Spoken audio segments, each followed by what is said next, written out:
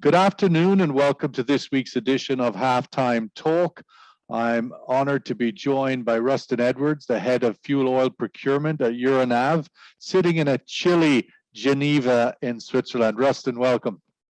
Thank you for having me.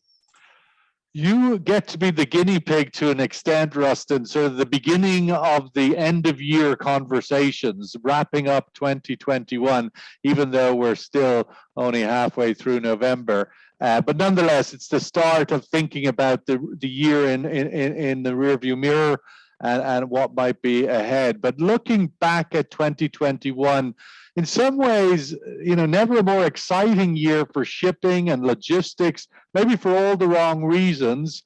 But what are your big takeaways for 2021 so far? There might be still a few to come. Well, from a shipping perspective, it's been a pretty dramatic shift in the market. We had 2020 was the year of the tanker, let's call it that, when you had the big supply push out from OPEC and Russia during their price war, pushing super contango, showing massive earnings for the tanker fleets, and then the dry bulk and the container markets weren't really doing much. And then as we started coming into 2021, the script flipped and you had dry bulk and container ships picking up where tankers started losing momentum and basically having a really dismal 2021 as the freight rates haven't been there and the supply of oil hasn't been there to move. We now coming in here into the Q4, you've had a stellar year for dry bulk as the raw material supply pull from China and some of the other manufacturing nations kept freight rates elevated. They're starting to come off now as China is going into a bit more of a slowdown period going here into Q4. Container traffic still remains elevated. Prices are still on the higher end of the scale, and that's probably going to carry on into 2022 as a lot of the supply networks have been impacted by COVID and the return from COVID lockdowns into a recovery type mode. And I was still reading today that port logistics are still crammed. Los Angeles, over 100 ships sitting off coast. You've got ships building up off Australia, off the East Coast United States. So there's really no relief in sight here in the prompt anyway for the container industry and for people who are looking for those supply chains to ease up. Well, let's just sort of go through that doorway. If we take the sort of congested supply chains, the freight rates that we saw, it was a record levels this year. A container moving from China to the west coast of America, one of the busiest routes in the world, quadrupled from an average around $2,000 to around $10,000 a container. What does that look like now? And does this get anyway bedded into some sort of permanent rise in that rate? Does it lock in, do you think? What's your sense of where that's going to go and this idea that all of this inflation is temporary? Well, I think that freight rates are always seasonal, and they always have ebbs and flows, highs and lows. And so yes, we have extremely high container rates, and those are going to basically, I think, maintain for most of 2022. Because again, a lot of the network disruptions are both on the supply side and on the delivery side. And if you look at the change in rules that the Port of Long Beach had to go through in order to try to facilitate cargo flow, they're now fining the shipper $100 a day if your container isn't out within 2 weeks. But then getting the empty containers back into port and getting them onto ships is causing problems. And so you've got where reports of empty containers being stored on streets because there's no place to put them in the port, as the ports are full of goods that need to be shipped out. And this is even with them, it has alleviated some with the port going for a 24/7 operation, bringing in more shifts of workers, but there is that continual tight labor market, which is really impacting a lot of this activity. And again, it's not only just in the United States, it's in Europe, it's in Australia, it's in other locations where you've got people relying on those supply chains. And the root cause, at least in my opinion, it stems from the just-in-time framework that we've all developed as global supply chains.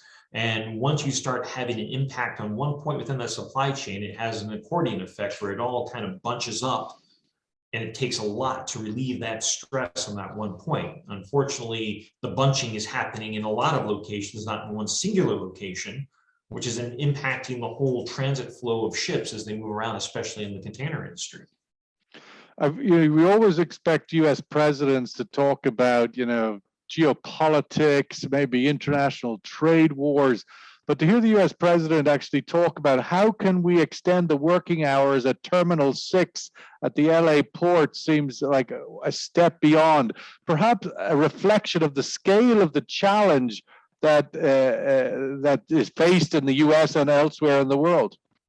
Well, and you got to, Los Angeles and Long Beach in itself is its own microcosm, because a lot of those, you would think, well, why don't these ships get rerouted?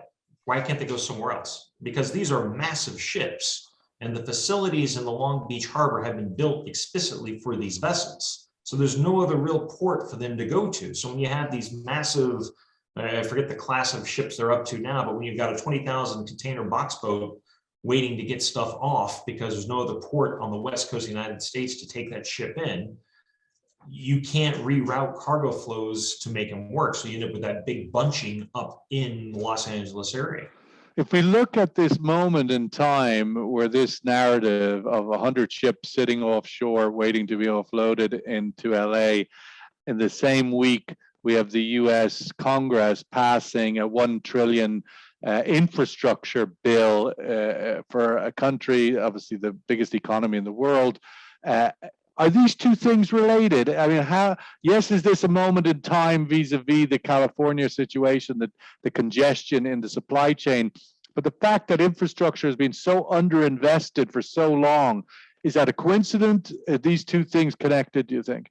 Well, I think they're connected because infrastructure in the United States has been, lagging behind where it needs to be for, say, the better part of 20 years. I mean, I've done a brief stint looking at bridges and what have you, and the condition of just roadways in the United States are in such poor state because they're heavily transited, heavily trafficked, and the money has never been spent properly by the government to upgrade and make the infrastructure better.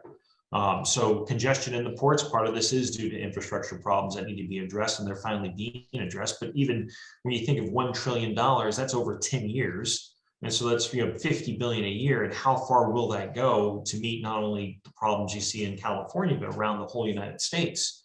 And the UK and elsewhere. I mean, ultimately, doesn't strike me that these are problems that are solved in a hurry, even if you take the argument that this is a singular moment coming out of COVID with an exaggerated demand.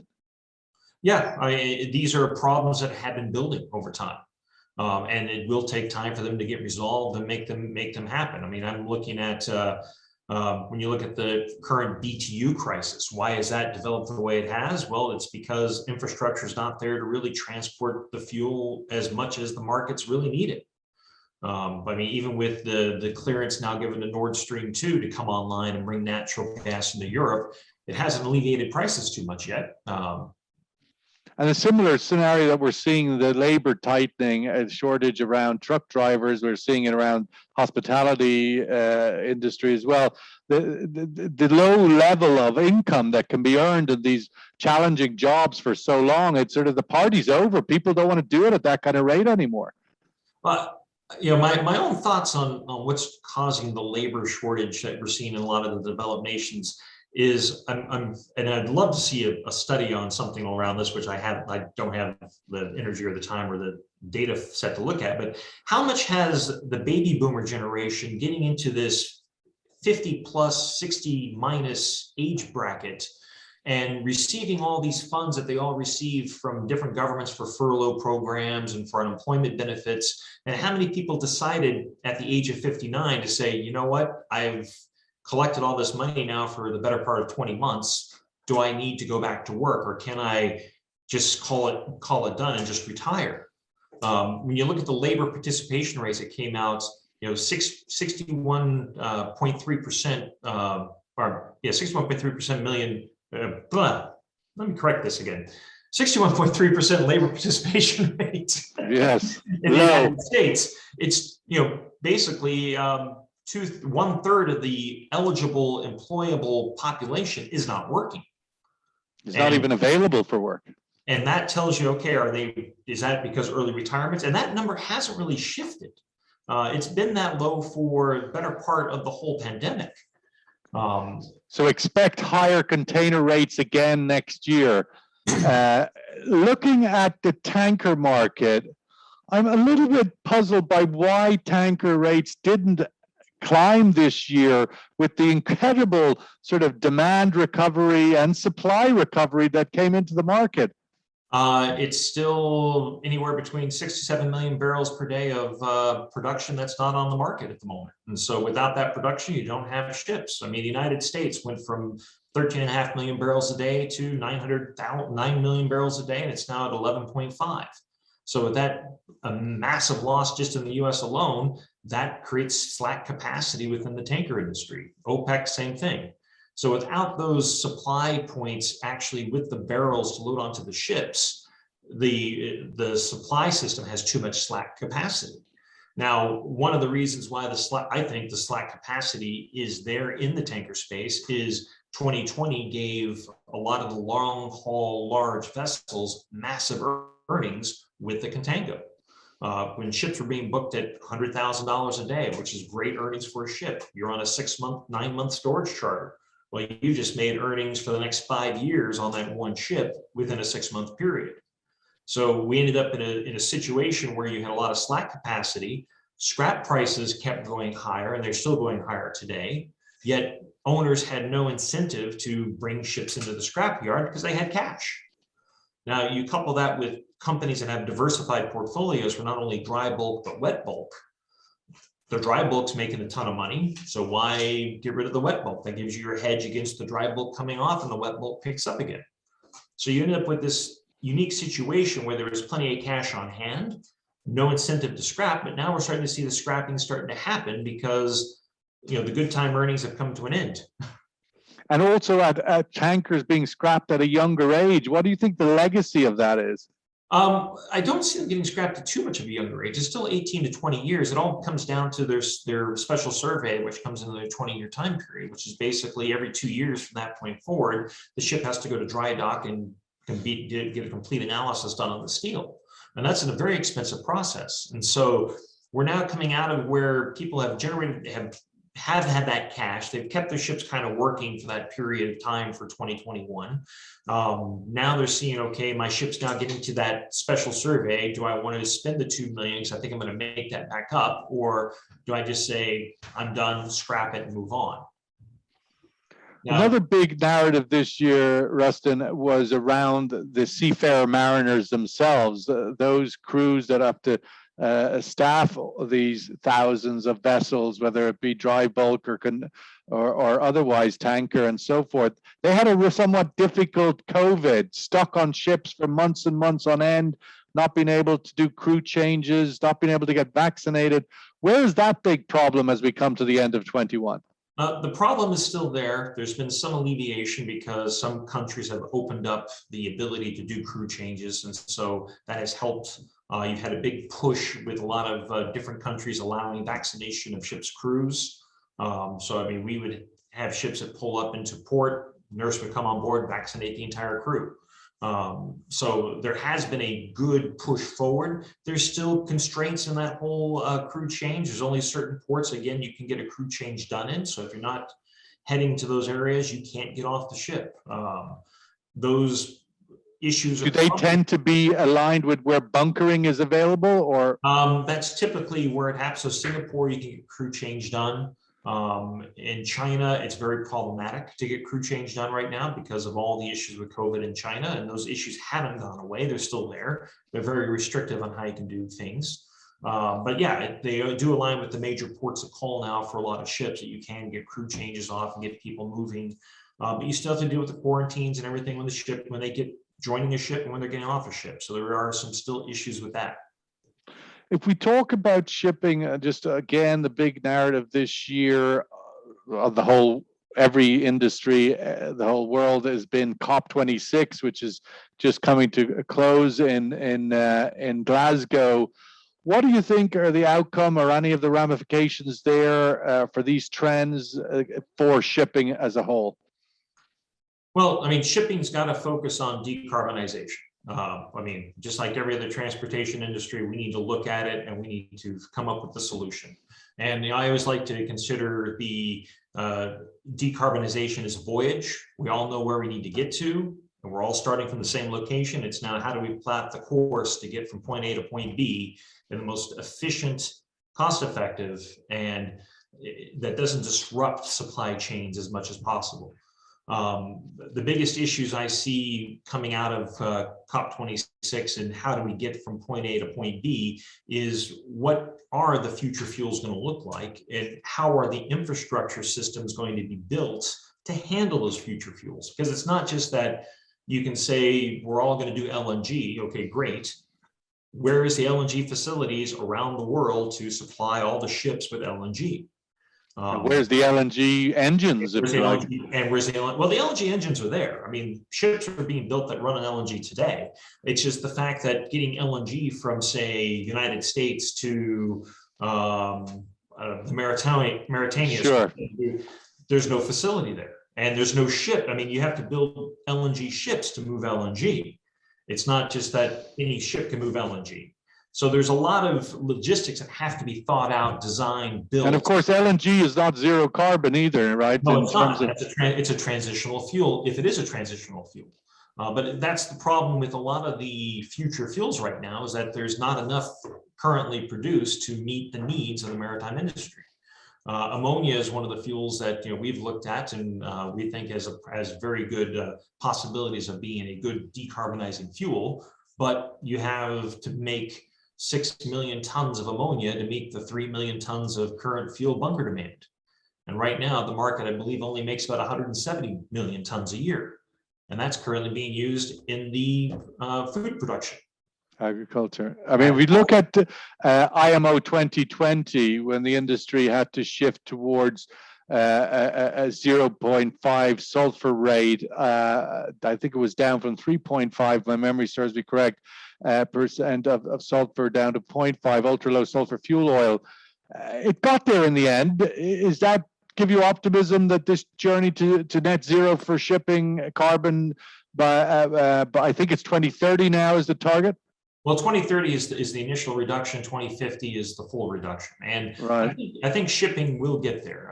There is a bit of a, I'm going to say, shotgun approach right now, where you've got everybody chasing all different strategies to come up with an idea of how they can achieve the targets required by the IMO.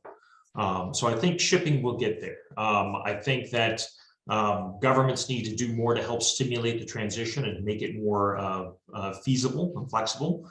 The one thing with the transition is that, I'm going to say the inflation word, it is an inflationary activity, because the trillions of dollars that are going to need to go in to build new infrastructure around future decarbonized fuels. And that's not only just the infrastructure transportating the fuel, the bunkering operations, the port facilities, but also the production facilities. All of that has to be monetized, and that's all going to basically fall on the consumers, because we're the ones that end up paying for the freight at the end of the day. Indirectly, of course, but that's where it's all going to sit. So that is something that needs to be reckoned with as we move forward into this new space. If you consider from the demand point of view, there's generally a view, peak oil demand is coming soon, if it's not already here, different views on that. But ultimately, the idea of demand actually leveling off, if not moving into decline, we saw this year, I would probably say, one of the more significant data points to emerge has been the realization that China is actually slowing down. Its growth figures under 5% in the third quarter generally acknowledge, or sort of forecasters are indicating, get used to China growing at sub 5% and arriving at the sort of OECD average of 3-4%. What does that mean for shipping, do you think, if one takes that in the full context of trade and demand on commodities and so forth? Well, I mean, their economy is maturing. I mean, you can't be a developing nation for infinity. Right. At some point, you do develop. Although they're doing a good job with it. So I think that, in the long term, yeah, China will become like the United States or like Europe, and it will become a, I'm going to say mediocre growth engine of 3.5% year on year. I mean, we already saw that pre-pandemic, 2019. China started slowing down. Pandemic happened. Okay, it disrupted a lot of supply chains and a lot of things happened in the world, but nevertheless, China is now, I think, getting to that point where they have grown as much as they can grow. And you're seeing this, if you look at the Evergrande debt crisis or the whole real estate market debt crisis.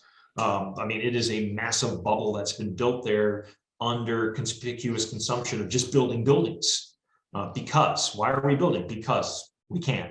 Okay, money's cheap, goods are cheap. We have all this material flowing in. Let's make it happen.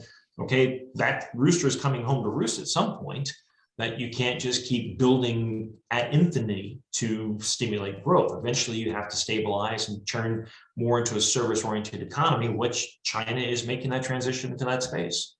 I mean, if you take that China slowdown narrative, we got the carbon reality, and we also have the China Belt Road Initiative, which is moving a lot of trade onto the roads and railroads through Central Asia and targeting onto Europe. Those combined, does that make it a bit more difficult on forecasting, how much shipping demand we're going to need going forward? Well, shipping is still, maritime is the most cost-effective means of moving goods, both from a carbon emission standpoint and also from a cost standpoint. I mean, a container ship can move more goods than the amount of unit trains you can put together to meet the same timing and the same volume. So I don't think it puts any dent in the shipping industry. I don't think it puts any dent in the real shipping demand. I think, dry bulk, wet bulk, containerized, they're all going to move, and they're all going to continue to have good demand going forward because it's the quickest way to move. Now, yes, the Belt and Road has built an infrastructure network. The United States has an infrastructure network as well, but it's all built around the containerization, tying the ports into centralized distribution networks. And when you have those infrastructures built, you still need that over the water leg to move the goods from supply to demand. And so I don't think those go away anytime soon. I think it still bodes well for shipping in the future. If we look at that shipping in the future and all of these trends impacting digitization as well, shipping as a whole has been like the oil industry to a certain extent, slow to adopt all of the new digital tools. Where do you see the industry accommodating and sort of leveraging that in order to drive greater efficiencies and performance going forward? I think it's something that is going to be adapted. It's, the funny thing about the shipping industry is that it still works on 1800 technology. Bills of lading, paper documentation, put onto the ship, signed and stamped by the ship's captain, moved to the next port, signed and stamped by the ship's captain. So it's all a very physically oriented movement where the documents follow the goods. And that will change because it will become more efficient. Digitization, blockchain technology, it's all there to make the secure transition of goods from point A to point B. I think it will also happen because of a lot of the issues that happened in 2020 and 2021, where a lot of these companies were found with fraud, basically creating fictitious cargoes just to generate a bill of lading that they went to a bank with to get money from a bank to patch holes in their balance sheets. I mean, Henley On is probably a big example of that. GP Global, another one as well. Agatrade. I mean, all these things that were facilitated by the paper document, and I think that's going to change the way documentation moves forward, and it's going to become more digital with more security around it. Just to wrap up, Rustin, looking forward to 2022, we've all these trends sort of plowing through this year, coming out of COVID being, an accelerator in so many ways of many of these things. Where would you see the 22 on the rate side on both sort of dry bulk, container, and tanker? Well, dry bulk's already slowing down. And so I think that is going to level off at probably a more normalized freight rate going forward here into 2022, especially in Q1 and Q2. Do you think that's a China demand thing? It's a China demand thing. It's a how much coal gets moved as well. That's a lot at the moment. A lot at the moment, but that is going to slow down eventually as people fill up the coal. I mean, okay. Yeah, and you get through winter. You get through winter. So I think we'll see dry bulk slow down. I think container rates, I think they still remain elevated going forward into 2022 and probably don't start coming off until maybe Q3, maybe Q4 of 2022. And a lot of that's just going to be based on how much more the backlog on the ports can get cleared out so ships can be moving on a more regular basis. I mean, container ships are not built, or the business model is not to have the ship sit for 5 days, 10 days outside a port waiting for a berth. The model is ship arrives, docks, discharges, loads, and moves out. But there are stories of some ships that have been sitting off Long Beach since late September still. Wow. Yeah. That's a demurrage bill I don't want to have to pay. Wet bulk, I think from the crude haul standpoint, I think rates are going to keep moving up. I think we'll get back to more normalized rates probably in Q1. A lot of this, again, has to do with OPEC increasing the amount of production coming out. You have the new quotas that are supposed to come out in March 2022. You've got U.S. production moving up, which usually will mean more exports. I mean, I think the big surprise is going to be how much crude does the U.S. actually produce going in here to the end of the year. 11.5 million last week. I wouldn't be surprised to see 11.6 to 11.7 for this coming week, and potentially 12 by the end of the month. Wow. You've got Mars came back, and I came back a good probably 40 days earlier than analysts expected. And that's 300,000 barrels a day of additional crude production on top of the 11.5. So if it's fully back in this week's stats, it could be 11.8. Who knows? We'll see. But I think that you'll see a steady increase in crude production out of the United States, just because rig counts keep going up, and eventually you will see more production moving out. So if we see that just some of the likes of Iran coming back, if they do come back next year, obviously they have a huge tanker fleet of their own. Does that impact the market in any way? Well, they have their own fleet, but they also have the dark fleet that's currently moving crude and products for Iran. Our guess is that once Iran sanctions get lifted, a lot of those ships that are in the dark fleet, they're usually older tankers that have been sold out.